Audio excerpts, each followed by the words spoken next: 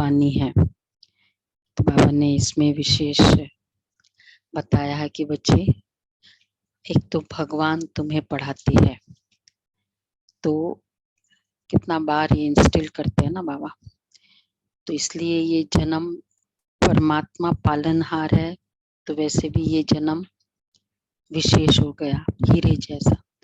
और भगवान तुम्हें पढ़ाते हैं, तो उसकी पढ़ाई का रिजल्ट क्या होगा? जो व्यक्ति जैसा जो पढ़ाता है ना, वो एक्चुअली अपने जैसा बनाता है, क्योंकि वो पढ़ाना एक होता है इंफॉर्मेशन देना, तो बाबा हमको अपने जैसा, तो वो है दूरामदेशी विशाल दृष्टि। तो चलो बाबा के शब्दों में सुनते हैं। 5-10 मीठे बच्चे, इस समय तुम्हारा यह जन्म हीरे समान है, क्योंकि तुम ईश्वरीय संतान बने हो। स्वयं ईश्वर तुम्हें पढ़ाते हैं। तुम दूरामदेशी विशाल बुद्धि बनते हो। दूरामदेशी विशाल बुद्धि। अच्छा, प्रश्न है, तुम बच्चे किस पुरुषार्थ से दूरामदेशी और विशाल बुद्धि बन रहे हो? दूरामदेशी मतलब दूर तक का सोचना, करंट तक का नहीं, और विशाल बुद्धि बड़े टोटल समझना, विशाल बुद्धि। तो किस पुरुषार्थ से विशाल बुद्धि? आगे खाली क्यों करते रखा है सारी सीटें? नीति बहन, अंजू बहन आगे आ जाओ ना।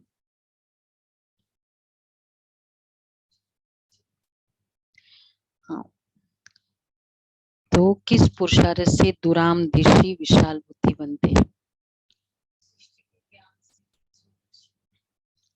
हाँ, बाबा की श्रीमत पर चल पढ़ाई करके। पढ़ाई से। दूरामदेशी किससे?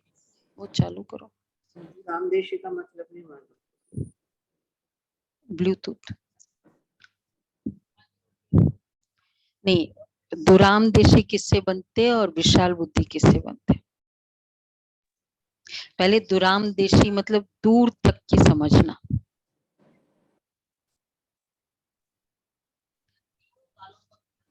हाँ, तो वो किस पुरुषार्थ से दूरामदेशी बनेंगे, किस पुरुषार्थ से विशाल दृष्टि बनेगी? दूरामदेशी के लिए क्या चाहिए? देखो, मैं ड्राइव कर रही हूँ, मुझे दूर तक का क्लियरली दिखाई दे, तो उसके लिए क्लीन चाहिए, क्लीनलीनेस, माइंड की क्लीनलीनेस मतलब योग। और विशाल बुद्धि के लिए चाहिए ज्ञान, पढ़ाई, और दोनों जरूरी है। एक सोल्जर को तो दोनों चाहिए ना, कमांडर को। तो बाप की याद से दूरामदेशी और पढ़ाई से विशाल बुद्धि बनते हो। दूरामदेशी अर्थात दूर देश में रहने वाले बाप को याद करना। मन मनाभव का अर्थ है दूरामदेशी बनना। हाँ, याद होगी तो क्लैरिटी होगी। याद मतलब क्या? वैसे भी दर्पण है, जितना स्थिर होगा क्लैरिटी होगी। तो याद मतलब ही स्थिरता, स्थिरता मतलब ही क्लैरिटी, क्लैरिटी मतलब ही दूर तक क्लियर हो। तो मन मनाभव का अर्थ है दूरामदेशी बनना। और विशाल बुद्धि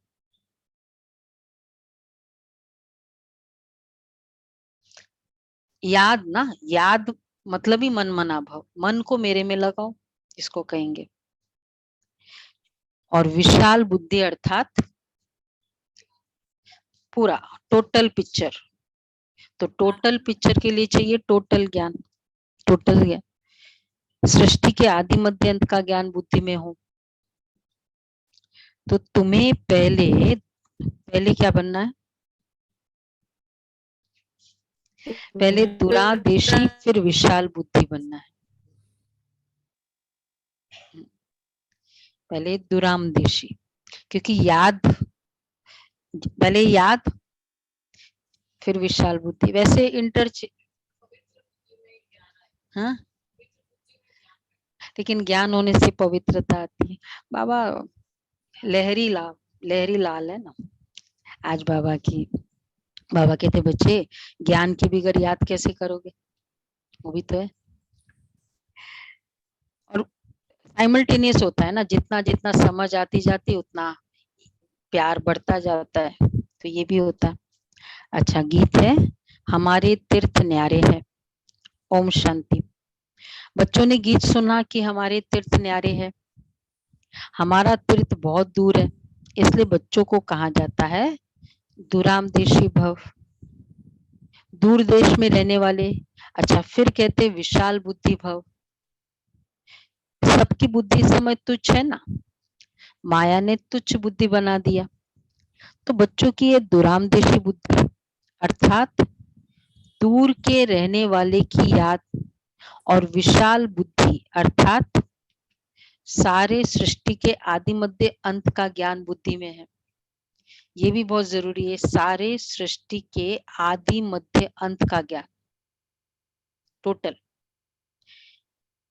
और सब है अल्पज्ञ बुद्धि अर्थात अल्प बुद्धि, सिर्फ कहते परमात्मा परंतु जानते नहीं है। यहाँ कोई महात्मा नहीं है, यह तो बाप आकर दुरामदेशी बनाते हैं, परंतु दुरामदेशी बच्चे कम है,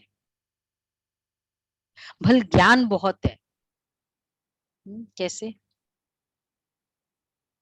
हाँ हाँ, याद करने वाले तो दुरामदेशी कम है, अर्थात बाप की याद में कम रहते हैं। ये विवेक कौन है? अभिषेक भाई आ गया आज।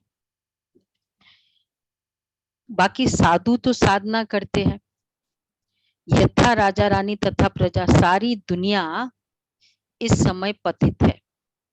भल महात्मा नाम डाल देते हैं, परंतु महान आत्मा कोई है ही नहीं।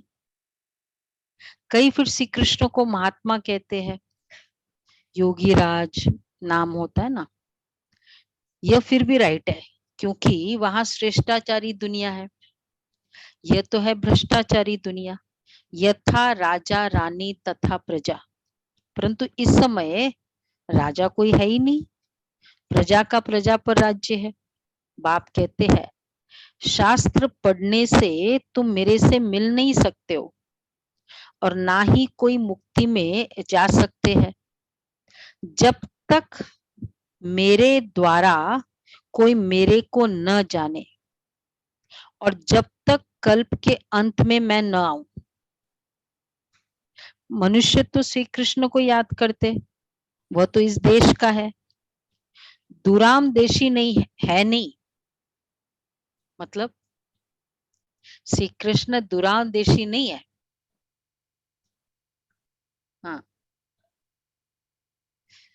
दोनों बातें हो सकती है ना, एक तो वैसे श्री कृष्ण तो बाप को याद नहीं करेगा, दूसरा वो दूर देश में रहने वाला भी नहीं। तो बाप को याद करना माना दुरामदेशी बनना। मन मना भव का अर्थ है दुरामदेशी भव। जो बाप को जानते नहीं है तो बाप से वर्षा कैसे मिले, अगर आए नहीं तो रास्ता कैसे मिले। बड़ी समझ की बात है। साजन से बड़ा प्यार चाहिए, कहते एक तू जो मिला सब कुछ मिला। आगे क्या है?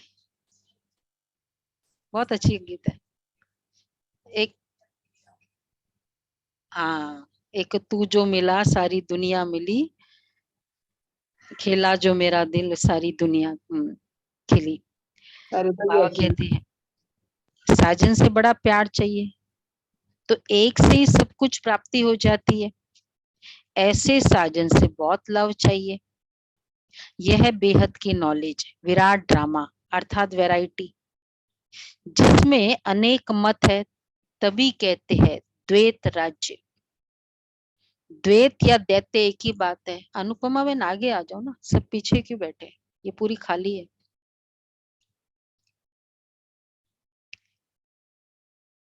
तो बाबा कहते हैं द्वैत या दैत्य एक ही बात है।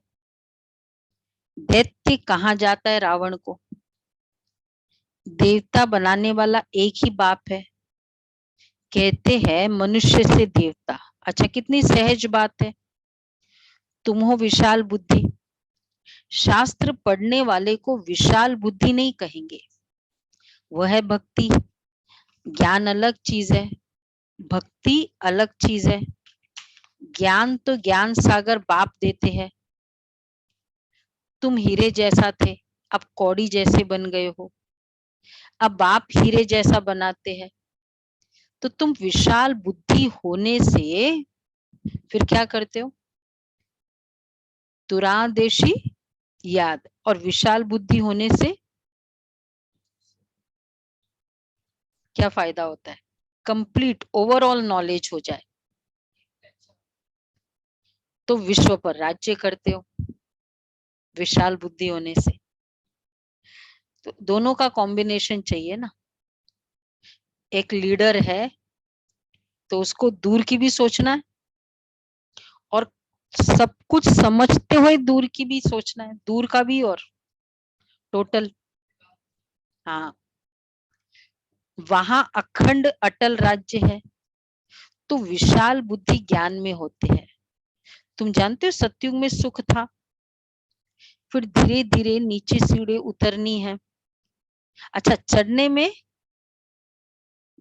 1 सेकंड जंप लगाना है, बस। कितना समय बचा है, जो अभी लास्ट में आए उनको तो ज्यादा टाइम की जरूरत ही नहीं है चढ़ने के लिए। हाँ, तो 1 सेकंड लगता है पतित से पावन बनने की, छलांग लगाना है। उतरने में है 5000 वर्ष। तुम सब नंबरवार पुरुषार्थ अनुसार विशाल बुद्धि बने हो, तो ये ज्ञान अभी मिलता है। सतयुग में ये ज्ञान होता ही नहीं।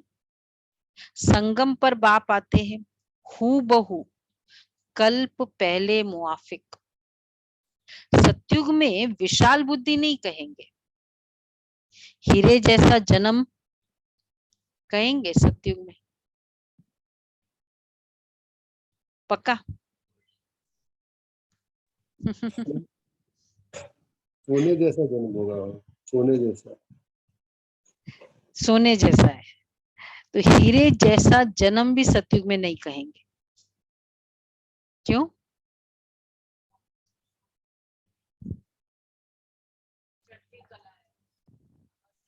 उतरते हैं, सतयुग से उतरते हैं। संगम तो युग ही सबसे हीरे इम्पोर्टेंट है। बोलो। संगम युग ही हीरे तुल्य समय है। हाँ और क्यों? यहाँ भगवान क्यों? साथ में है। इस समय तुम हो ईश्वरीय संतान। भगवान के द्वारा जो जन्म है ना, वो है हीरे जैसा जन्म। देवताओं के द्वारा जो जन्म है, क्योंकि उतरती कला है, तो ईश्वर तुमको पढ़ाते हैं। ये महिमा बाप की है। जबकि परमात्मा पति पावन है, तो सर्वव्यापी कैसे हो सकता है? परंतु मनुष्य अल्पज्ञ बुद्धि है, कितना भी समझाओ समझते ही नहीं है। तो समझो, बहुत समझाने के बाद भी नहीं बैठता है बुद्धि में, तो समझो पत्थर बुद्धि। रहम दिल बनना है, क्या समझना है? हाँ, तो वो ब्राह्मण कुल का नहीं है। बस मेरा अभी इसके साथ जो भी नाता है, मेरा सतयुग में इसके साथ नाता नहीं है, इसलिए उसको ज्ञान समझ में नहीं आ रहा। हम लोग केवल कलयुग के लास्ट। तो इसका मतलब हुआ वो जो नाता है उस आत्मा के साथ केवल हिसाब किताब चुकतू करने वाला है। ईश्वरीय नाता तो नहीं है ना, फिर तो हमारा सतयुगी नाता नहीं है।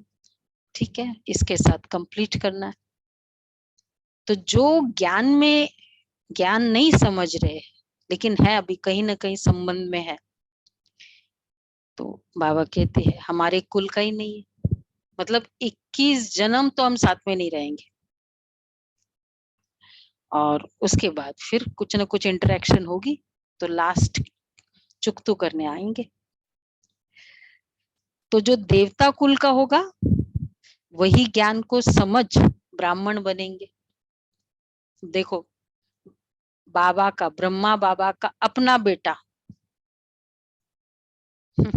बड़ा बेटा नहीं आया ज्ञान में, नहीं था ना स्कूल का, और एक बेटी वो भी नहीं आई, अभी 90+ है, बॉम्बे में है। तो तुम भी ज्ञान के सागर बनते हो, बाप ज्ञान का सागर है, फिर तुम सुख शांति के सागर बनते हो। सतयुग में सुख अपार रहता है, तो बाप द्वारा तुमको सर्व सुखों की प्राप्ति होती है। सो भी अंत में ज्ञान, अंत में ज्ञान सुख शांति के सागर बनेंगे, क्योंकि औरों को भी देते हो। अभी देखो कितना दुख अशांति है, बड़ों बड़ों को नींद ही नहीं आती है, तुम बच्चों को तो कितनी खुशी है, क्योंकि तुम बाप को जानते हो। दुनिया कहती ओ गॉड फादर, परम पिता परमात्मा, परंतु जानती नहीं है। कितने समय से भगत भक्ति करते याद करते आए हैं, जानते कुछ भी नहीं है। बाप अपना और अपनी रचना का परिचय खुद आकर देते हैं, फिर तुमको औरों को देना है खुद आकर, क्योंकि जितना मैं खुद को अच्छी तरह से समझती हूँ, उतना मेरे साथ 24 घंटे रहने वाला या पूरी जीवन रहने वाला भी उतना समझेगा। तो बाप को खुद आकर खुद का परिचय देना होता है। तो इसलिए हम जिसने भी जितना भी परिचय बाबा को दिया अभी तक, परमात्मा के बारे में बताया, तो वो राइट है?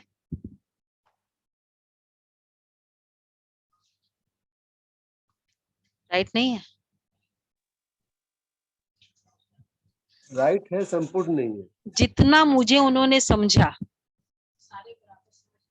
हाँ, जितना समझा उतना बताया। कोई कहेगा संगीता बहन ऐसी है, कोई कहेगा ऐसी है, जितना उन्होंने समझा किसी तरह परमात्मा के लिए, तो रॉन्ग भी नहीं है, पर क्योंकि डिफरेंसेस है सब में, इसलिए राइट भी नहीं है। तो तुमको फिर औरों को देना है। तुम जानते हो ये बाप है, कोई महात्मा नहीं है। बाबा को ख्याल आया, अच्छा फॉर्म में लिखा हो, तो आप किससे मिलने आए हो? तो कहेंगे, जब साकार में बाबा होते थे तो कहेंगे महात्मा से, भाई तुम्हारे गुरुजी, या यही बोलते हैं। बोलो महात्मा तो यह है नहीं, नाम है ब्रह्मा कुमार कुमारिया, तो फिर इनका बाप प्रजापिता ब्रह्मा होगा ना, ब्रह्मा कुमार है हम लोग, तो हमारा यहाँ फादर है, तो महात्मा कैसे हुआ? अच्छा, फिर आर्ग्यू करने वाले अच्छे चाहिए, बुद्धि वाला चाहिए। समझो वो लिख कर भी जाते हैं, परंतु समझते कुछ भी नहीं, बिल्कुल बुद्धू है। क्या लिखे वो जाते हैं ना, ओपिनियन लास्ट, पहले हम लोग वो होता था ओपिनियन बुक, पूरा एग्जीबिशन पूरा होता था, समझते थे, लास्ट में फिर वो ओपिनियन बुक होती थी, जब बड़ा मेला लगाते, अभी भी करते हैं। तो शक्ल से मालूम पड़ जाता है, लिख कर तो जाते हैं ओपिनियन में, ज्यादा से ज्यादा यही लिखेंगे, बहुत अच्छा ज्ञान है, और दूसरा ये बहुत अच्छा काम करती है, बस इतना स्टेटमेंट है। तो बुद्धि में ज्ञान ही नहीं है, शक्ल से मालूम पड़ जाता है कि ये बुद्धि में ज्ञान नहीं है। शिव बाबा तो जानते हैं अंतर्यामी है, ये बाबा तो बाहरयामी है। बाप कहते मैं आता ही उस तन में हूं जो पहला नंबर है, अब लास्ट में है, इसमें प्रवेश करता हूं, क्योंकि इनको फिर वही नारायण बनना है। तो इनको इस तन को देने का किराया मिलता है ना, तब तो कहते हैं भगवान का किराया भी कितना होता है, अच्छा खासा ही होता है, भगवान किराया दे तो इसलिए तब तो कहते हैं सौभाग्यशाली रथ, भागीरथ ने कोई पानी की गंगा नहीं लाई। तो ये गुह्य ज्ञान की बातें हैं। तो जो रावण मत पर होने के कारण मनुष्य समझते ही नहीं है, अब तुमने समझा है तो बच्चे समझा है ना, हम तुमने तो औरों को समझाने की युक्ति निकालो। कल से कोर्स शुरू हो रहा है ना वापस, जिन्होंने 9 डेज किया तो खुद समझा है तो समझाओ। तुमको ख्याल आना चाहिए बार बार कि औरों को कैसे दुरादेशी बनाए, जैसे मुझे मिला है उनको भी मिले, कैसे बाप का परिचय दे।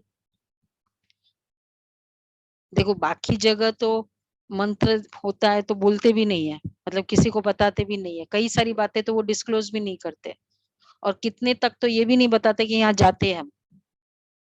कई जगह ऐसा भी होता है कि थोड़ा साइलेंटली, कुछ लोग ला जाए, कुछ पता नहीं लोग क्या सोचेंगे, ये बात सब कुछ। और हम लोग, बाबा कहते तुमको मिला है औरों को बताओ। तो बाबा कहते औरों को कैसे दुरादेशी बनाए, कैसे बाप का परिचय दे। वह ब्रह्म को याद करते, ब्रह्म तो तत्व है जहाँ परमात्मा रहते हैं, परंतु वो ब्रह्म को ही परमात्मा समझते, जैसे हिंदू कोई धर्म ही नहीं है, हिंदुस्तान में रहने के कारण हिंदू नाम रख दिया है, वास्तव में हिंदुस्तान तो रहने का स्थान है, ब्रह्म तत्व भी परमात्मा के रहने का स्थान है, परंतु मनुष्य की अल्प बुद्धि होने के कारण समझते ही नहीं है। यहाँ ज्ञान की बात है, दुनिया की बातों को तो सब अच्छी तरह जानते हैं, ये खुद जौहरी था तो सब कुछ जानता था। हाँ, बाकी ज्ञान की बातों में अल्प बुद्धि, तुच्छ बुद्धि थे, कुछ नहीं जानते थे। तो बाबा आकर पहचान देते हैं, जब तक कोई ब्राह्मण न बने तो बाप से वर्षा ले न सके। अच्छा, प्रजा तो बननी है, किसी ने भी थोड़ा सुना तो प्रजा बन जाएंगे। अच्छा, अगर विकार में जाता रहेगा तो उनको सजा भोगनी पड़ेगी। अच्छा, फिर आकर साधारण प्रजा बनेंगे, पवित्र नहीं बनेंगे, ज्ञान लिया लेकिन पवित्र नहीं है तो ऑर्डिनरी प्रजा है। अभी सबका मौत है बच्चे, कब्र दाखिल होना है, कब्रिस्तान बनना ही है ना, ये पूरा कब्रिस्तान बनेगा। वो वाला सीन भी कितना ये था ना, डेल्टा वेव वाला, बाबा कहते हैं ऐसा ही कब्रिस्तान बनेगा। इस समय मनुष्य की कोई वैल्यू ही नहीं है, तुम्हारी भी नहीं थी, अब वैल्यू बन रही है।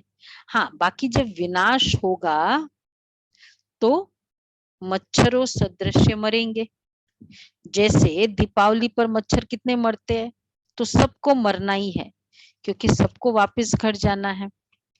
अच्छा, सत्युग में यह नहीं कहेंगे कि यह मरा, तो क्या कहेंगे? क्योंकि क्यों नहीं वर्ड यूज करेंगे, ये सत्युग में मरने का वर्ड नहीं यूज करेंगे, इच्छा से, क्योंकि वहां अकाले मृत्यु होता नहीं, और पूरा टाइम भोग के जब जाना है, ऐसे में फेयरवेल पार्टी किया जाता है क्योंकि जाना है। तो सत्युग में आत्मा जाएगी तो ये पूरा फेयरवेल पार्टी होगी, आत्मा को भी पता है मुझे जाना है, सिर्फ एक पुराना चोला छोड़ नया लेते, सो भी सत्युग में जानते कि हम मरते ही नहीं है, मरना शब्द वहां नहीं होता है। सिर्फ एक पुराना चोला छोड़ नया लेते, सो भी समय पर। सर्प का मिसाल है ना कि अपनी पुरानी खाल छोड़ नहीं लेते, तो सर्प का मिसाल सत्युग से लगता है, यहां से नहीं। अच्छा, भ्रमरी का मिसाल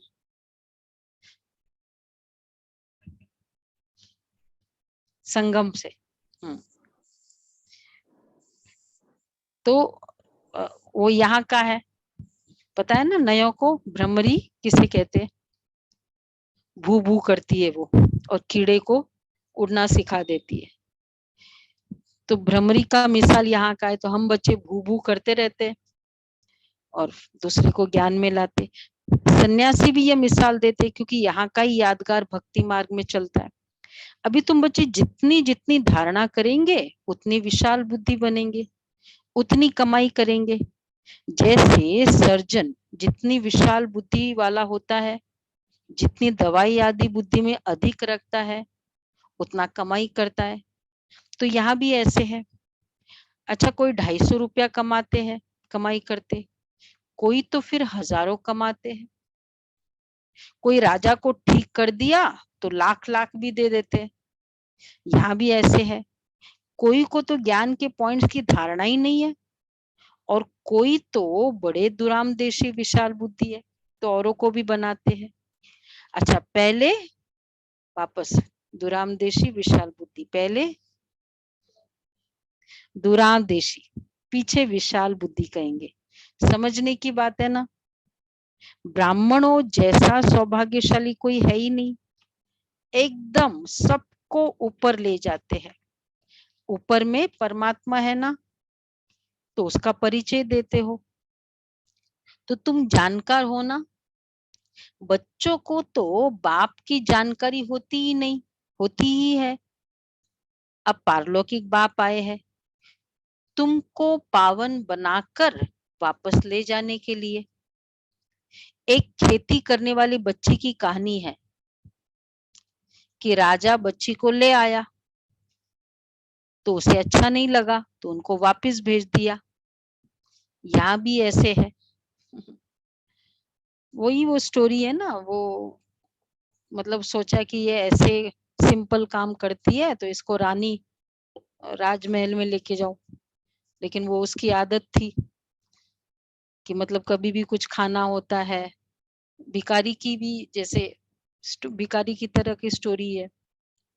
तो उसको देते भी थे ना, तो वो वहाँ वो खिड़की में रखती थी, फिर बोलती थी, मांगती थी क्योंकि उसको मांग कर खाने की आदत है। मतलब सिमिलर इसी टाइप की है। मतलब चाहे उसको राजमहल मिल गया, पर संस्कार तो वो वाले हैं, तो फिर वापस भेज दिया। यहाँ भी ऐसे है। इतना ऊंचा ज्ञान। तो जिनकी बुद्धि में ज्ञान की धारणा नहीं होती है, तो फिर वो खुद ही चले जाते हैं। इसमें बाप क्या करे? समझाने वाला है तो परम पिता परमात्मा। वह ब्रह्मा द्वारा वेदों शास्त्रों का सार सुनाते हैं कि वेद शास्त्र कोई धर्म शास्त्र है नहीं, ये तो पत्ते हैं, बाल बच्चे हैं। एक्चुअली सारे वेदास में भी आप देखो 18 पुराण है और 4 वेदास जो है, तो उसमें लाइफस्टाइल बताया है। अथर्ववेद, यजुर्वेद, तो उसमें क्या इकोनॉमिक है, अथर्ववेद, आयुर्वेद, मेडिकल। तो जीवन का वो कोई ज्ञान की बातें नहीं है। हाँ, नीति पूर्ण अर्थ कैसे करना है वो बताया है। तो वेद शास्त्र कोई धर्म शास्त्र है नहीं, ये तो पत्ते हैं। तो धर्म शास्त्र और वेद शास्त्र में क्या फर्क होगा?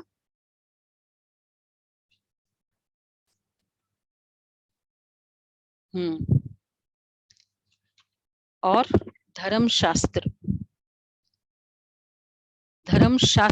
वेद शास्त्र उसमें ज्ञान है यहाँ का, और धर्म शास्त्र जिसमें आत्मा की उन्नति है और आत्मा के भविष्य की गारंटी है, जैसे ना सदगति होती है, वो कनेक्शन धर्म से। तो वेद मतलब यहाँ के जीवन को कैसे ठीक रखना है, ये तो पते है, बाल बच्चे है। मुख्य धर्म है 4, उसमें ब्राह्मण धर्म भी है मुख्य। हीरे जैसा जन्म देवताओं का ही नहीं कहेंगे, क्योंकि ये कल्याणकारी लीप धर्माओं युग है। लीप मास धर्माओं को कहते हैं। यह है संगम युग, कल्याणकारी। और जितने भी युग है वहां अकल्याणी होता है, क्योंकि डिग्री कम होती जाती है, दिन प्रतिदिन कला कमी होती जाती है। ये युग ही है कल्याणकारी। तो बच्चे हर एक को माथा मारना पड़े एक एक के साथ, इसमें माथा मारना पड़ेगा, माथा मारना पड़े, बोलो।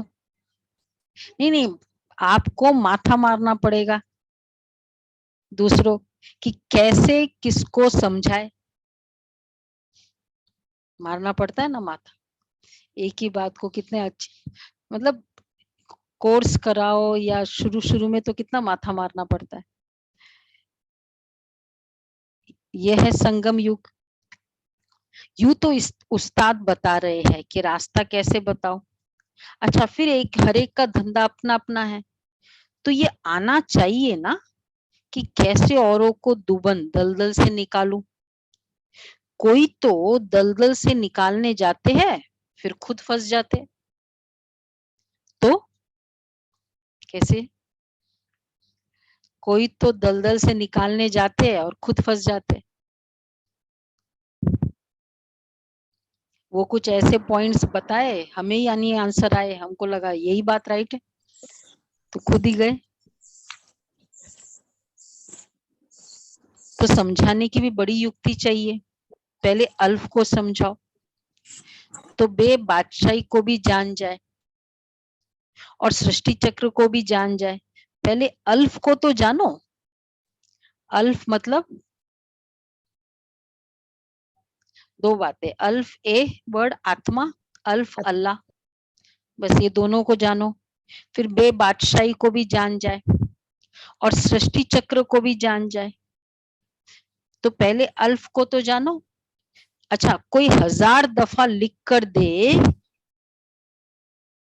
क्या कि अल्फ कौन है 1000 दफा, तो तब यहां बैठ सके। हाँ, इतना निश्चय होना चाहिए। बाबा कहते 1000 दफा, ये तो मुरली में कहा, वैसे प्रैक्टिकली बाबा कहते थे 108 बार लिख कर दे कि ये भगवान है, भगवान यहाँ पढ़ाते हैं शुरू में, और फिर बाबा मिलने की छुट्टी देते थे। क्योंकि उन दिनों कितना होता था, 1 मंथ 2 मंथ्स बाबा से मिलने जा सकते हो। बाबा का फोन आ जाता था, अगर टीचर कह दे कि बाबा ऐसे ऐसे बच्चा है तो बाबा फोन करते थे।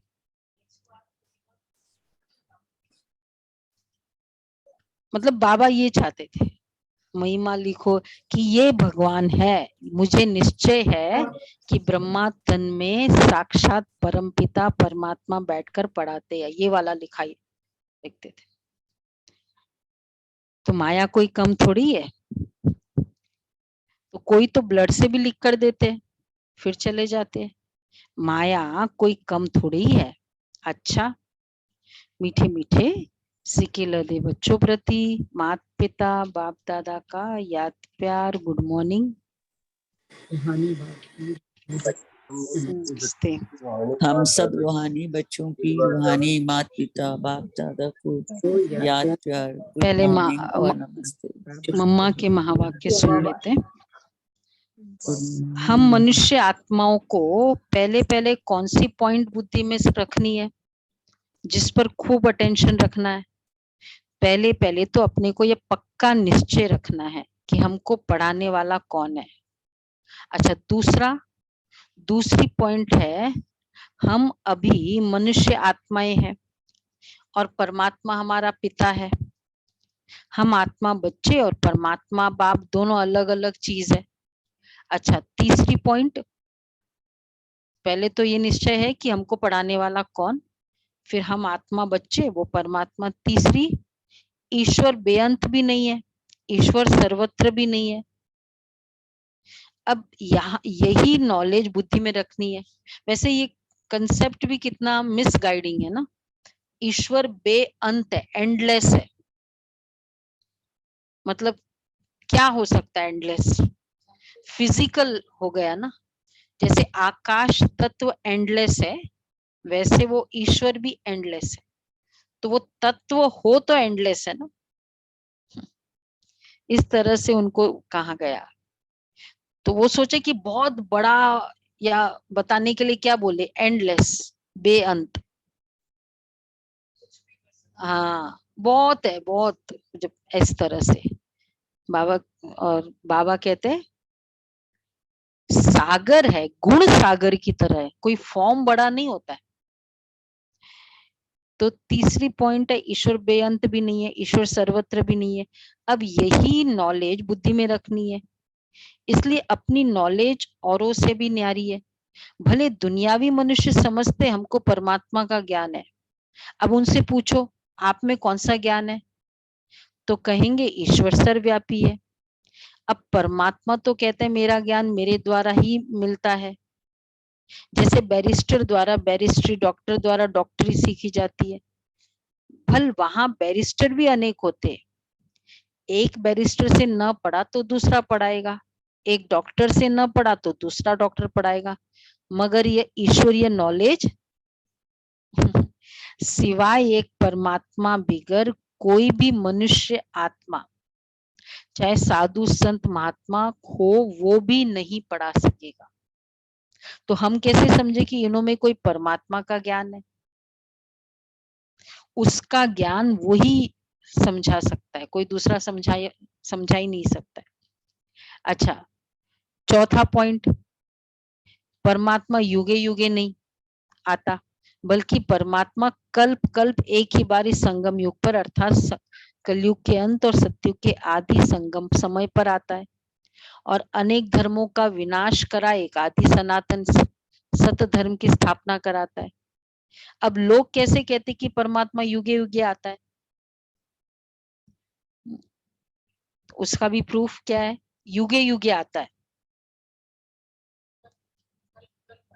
हाँ, तो अगर युगे युगे आता हो तो हाँ हाँ, 4 अवतार ही हो, 4 युग है तो 4 अवतार होना चाहिए, या फिर उसके आने के बाद फिर त्रेता युग आ जाएगा, कितना फायदा मिला फिर मुझे। बहुत सारी पॉइंट्स है ना। तो युगे युगे नहीं आता है, ये भी तो ऐसे भी कहते गीता का भगवान श्री कृष्ण वो द्वापर में आया। अब इन सभी बातों को सिद्ध करना है। अच्छा, गीता का भगवान श्री कृष्ण नहीं है, शिव परमात्मा है, और वो भी द्वापर में नहीं आता, संगम समय पर आता है। अच्छा, पांचवी पॉइंट, गुरु बिगर घोर अंधियारा कैसे हुआ है? अच्छा, वो गुरु कौन है? मनुष्य सृष्टि उल्टी झाड़ कैसे है, और हमको अपने 5 विकारों पर जीत कैसे पहननी है? अच्छा, छठी पॉइंट, मम्मा, 6th पॉइंट लास्ट है, हम वही पांडव योद्धे हैं जिसके साथ साक्षात परमात्मा है। एक्चुअली जब मम्मा, इन लोग मम्मा है, बाबा, उन दिनों जो पॉइंट समझाते थे, तो ये वाली मैनेजमेंट कॉर्पोरेट पॉइंट्स नहीं होते थे कि, या बाबा के अव्यक्त मुरली की धारणा के पॉइंट्स कम होते थे, खाली ये वाले फिलॉसफी के पॉइंट्स बहुत ज्यादा होते थे। तो मम्मा कहती है, छठी पॉइंट, हम वही पांडव योद्धे हैं, और 7वीं पॉइंट, परमात्मा खुद सर्वशक्तिवान है, तो जिन्होंने परमात्मा का पूरा साथ लिया है उन्हों को ही परमात्मा द्वारा लाइट माइट दोनों ताज मिलते हैं। अब ये सभी बातें बुद्धि में रखना, इसको ही ज्ञान कहा जाता है। 7 पॉइंट्स है फिलोसफी के, ठीक है। ओके जी, अच्छा जी, तो ये थे आज की मुरली में। वही राजू भाई को पूछा कि मतलब आज की मुरली में विजयादशमी के ऊपर बाबा की मुरली नहीं ली उन्होंने। वैसे राजू भाई जो भी मुरली चूज करते जनरली वो उसके अकॉर्डिंग, रावण का वर्णन ही नहीं है। कभी कभी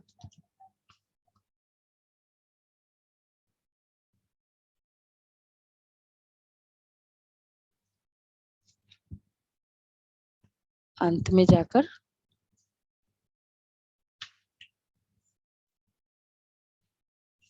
आवाज आ नहीं रही इधर तक, बाद में करना।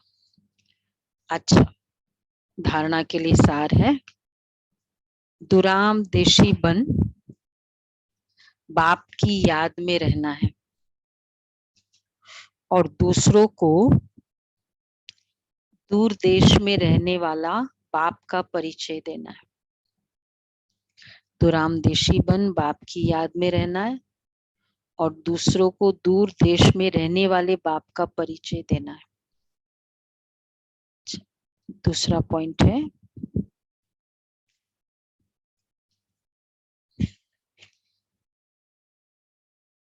कल्याणकारी युग में सभी का कल्याण करने की युक्ति निकालनी है। कल्याणकारी युग में सभी का कल्याण करने की युक्ति निकालनी है। सबको दुबन दलदल से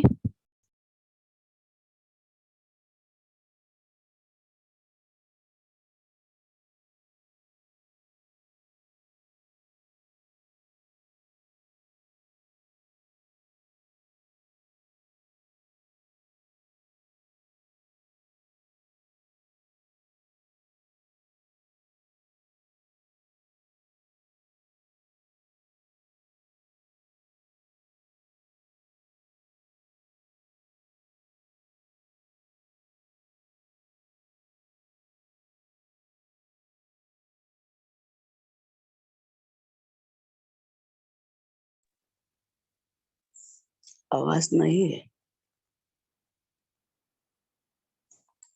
के पंखों द्वारा उड़ती कला की स्थिति का अनुभव करने वाले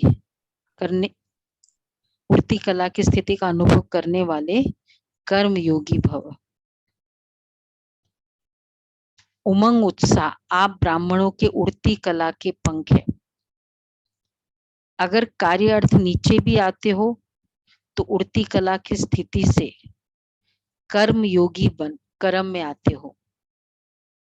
यह उमंग उत्साह ब्राह्मणों के लिए सब बड़े से बड़ी शक्ति है। नीरस जीवन नहीं है। उमंग उत्साह का रस है तो कभी दिल शिकस्त नहीं हो सकते, सदा दिल खुश। उमंग उत्साह तूफान को भी तोहफा बना देती है। परीक्षा व समस्या को मनोरंजन अनुभव कराता है। उमंग उत्साह, तो जितना उमंग उत्साह उतना उड़ती कला और काम हल्का होता है, एंथुसियाज्म होता है। और एंथुसियाज्म कैसे आता है? उमंग उत्साह बना रहे, उसके लिए जितना ऑप्टिमिस्टिक होता है ना व्यक्ति, जैसे ही संकल्प आए कैसे होगा तो उमंग उत्साह, इसलिए जितना कल्याणकारी की दृढ़ निश्चय होगा ना तो उमंग उत्साह बना रहेगा। ठीक है, कल लॉस हुआ ना, आज का दिन है। जो बैकवर्ड लुकिंग होता है ना वो ऑलवेज डिमोटिवेटेड रखता है, जो फॉरवर्ड लुकिंग होता है वो उमंग उत्साह में रहे। तो उमंग उत्साह है तो दिल शिकस्त नहीं, तो तूफान को भी तोहफा बना देता है। अच्छा, परीक्षा व समस्या को मनोरंजन अनुभव कराता है। स्लोगन है, जो अशरीरी स्थिति के अभ्यासी है उन्हें शरीर की आकर्षण आकर्षित नहीं कर सकता।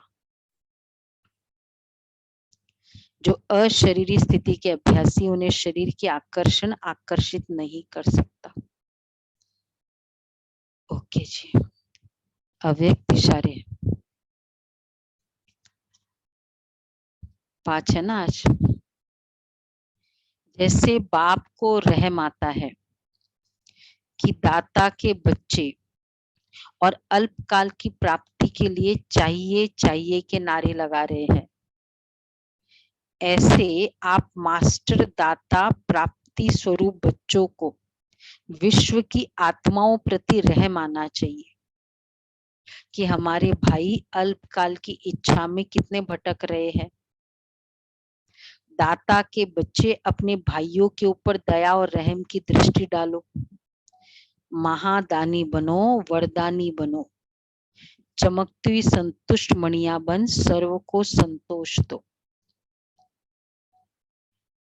तो एक ने पूछा मतलब कि दुख देना और दुख लेना, इसमें किस पे रहम करे? ज्यादा रहम का पात्र कौन है? दुख लेने वाला, दुख देने वाला? देना, हाँ, लेने वाला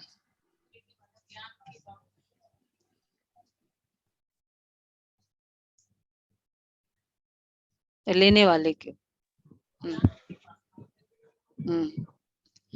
वैसे दोनों ही रहम के पात्र है, रहम और दाता। क्योंकि दुख लेने का मतलब है दुख ले रहा है, तो अर्थात वो उस पास्ट की बातों में बार बार वो बातें जो हो चुकी उसको याद कर रहा है। तो दुख लेना खुद के लिए है, दुख देना दूसरों के लिए होता है। तो स्वयं पर जब रहम कर सकेंगे, स्वयं को फ्री करेंगे, तो फिर दूसरों को भी इजी हो जाएगा फ्री करना। तो दुख देना ये दूसरों के लिए होता है, तो दुख लेने में स्वयं पर रहम और दुख देने में दूसरे पर रहम, रहम और दाता। तो दाता स्वरूप बनो, देने वाला। तो ऐसे ही प्रश्न उत्तर चल रहे थे, तो वही बताया मोहिनी बहन ने कि कितना फास्ट फ्री किया करते हैं स्वयं को। कुछ बात हुई थी, डिफरेंस ऑफ ओपिनियन हो जाता है जैसे आपस में, तो फिर पर उन्होंने निश्चय किया कि मैं वैसी की वैसी बात करना, बोलना, चलना, मुझे वैसी की वैसी करना है, और करते रहे। तो फिर गुलजार दादी, वो बड़ा इश्यू था, तो गुलजार दादी के पास गए, तो दादी ने कहा कि तुम्हारे पास सदैव भरपूरता रहेगी,